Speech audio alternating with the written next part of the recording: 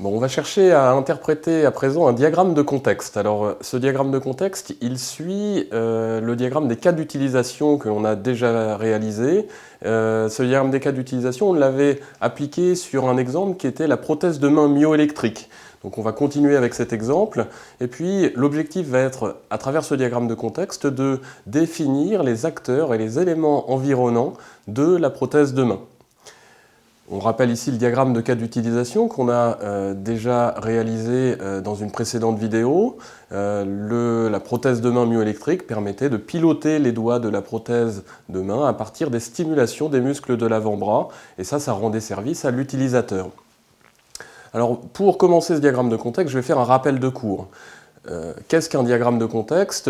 Eh bien, on retrouve le cadre général des diagrammes 6ML avec en haut à gauche le terme BDD parce que, petite particularité, le diagramme de contexte n'est pas un diagramme normalisé 6ML. C'est un diagramme que les ingénieurs ont introduit parce qu'ils en avaient l'utilité et donc ils utilisent la forme d'un BDD, d'un Block Definition Diagram, un diagramme de définition de bloc, pour compléter ce diagramme de contexte. Il pourrait éventuellement utiliser une autre forme, puisque celle-ci n'est pas normalisée, mais bien souvent c'est celle-ci qui est utilisée. Dans ce diagramme de contexte, on va retrouver au centre le système étudié. Nous, ça sera la prothèse de main, on le verra un peu plus tard. Bien souvent, on va retrouver les acteurs, le ou les acteurs. On va retrouver aussi bien souvent l'alimentation énergétique qui est un élément environnant du système. On va retrouver le support physique. Souvent ce système il va être posé sur quelque chose, sur le sol, sur une table. Et donc eh bien, ce support physique sera un élément environnant à prendre en compte. Le milieu environnant, l'air extérieur, une atmosphère potentiellement toxique, je ne sais pas, des températures extrêmes, bah, ça peut avoir un impact sur le système. Et puis ensuite, éventuellement, un système externe, souvent le système agit sur un objet, agit sur un système, ou est en interaction avec un système, et il s'agit aussi d'un élément environnant de ce système. Alors on va du coup essayer d'appliquer ça à la prothèse de main myoélectrique. On va le voir tout de suite. Donc l'objectif sera de définir les acteurs et les éléments environnants de cette prothèse de main myoélectrique. Alors du coup, dans cette prothèse de main myoélectrique, on retrouve au centre, cette fois, la prothèse de main, comme on l'a défini au préalable.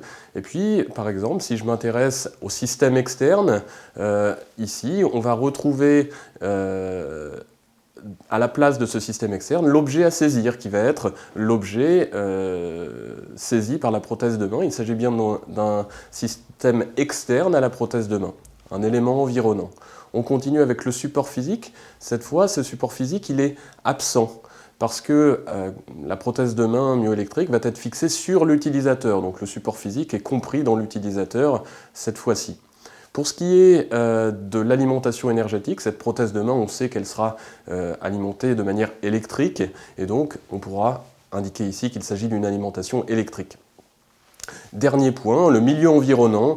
Ce milieu environnant, compte tenu du fait que la prothèse de main devra être utilisée à l'extérieur, en intérieur, quelquefois dans des conditions un petit peu extrêmes, eh bien, il faudra le prendre en compte, et donc on va le laisser dans ce diagramme de contexte.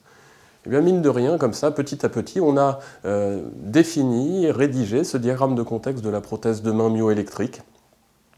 Et donc, je vais dresser ici une synthèse de ce qu'on a réalisé et en vous rappelant le diagramme de contexte type.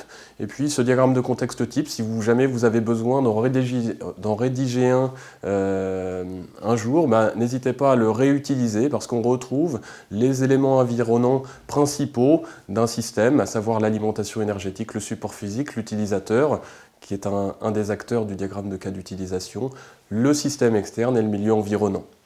On a bien répondu à travers ce diagramme de contexte à la question « Quels sont les acteurs et les éléments environnants du système ?»